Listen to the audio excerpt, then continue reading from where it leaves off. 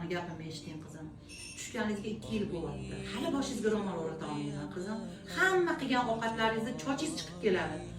Adajoningizda shunaqa jahllar chiqib ketyapti. 2 yildan beri hali ham yetganimizni qilmayapti bu kelinni. O'zi uyingizga sovchilikka borganda aytdim. Bolam, ro'molsiz qiz ekan, onasi ham ro'moli yo'q ekan. Onani ko'rib qizini olgan, deyishgan maqol bejizmasdi.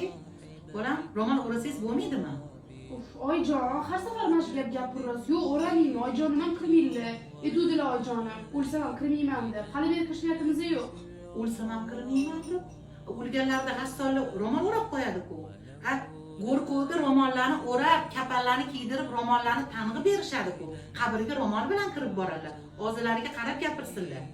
Bunaqa gaplar gapirishdan uyalsinlar ozgina oyizlar. Bitta ayol mana shunaqa qilgan ekan, niyatiga yarasha ketdi. Voy ro'mol o'ramayman, o'lsam ham o'ramayman degan ekan. Nuqul shu gapni gapirar ekan.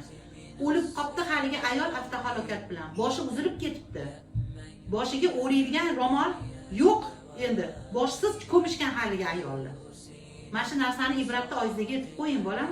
Boshingizga ro'mol o'rang. Mana ro'za hayit yaqinlashyapti. Xudo xolisa niyat qilib ro'molga kiring. Tushundingizmi qizim?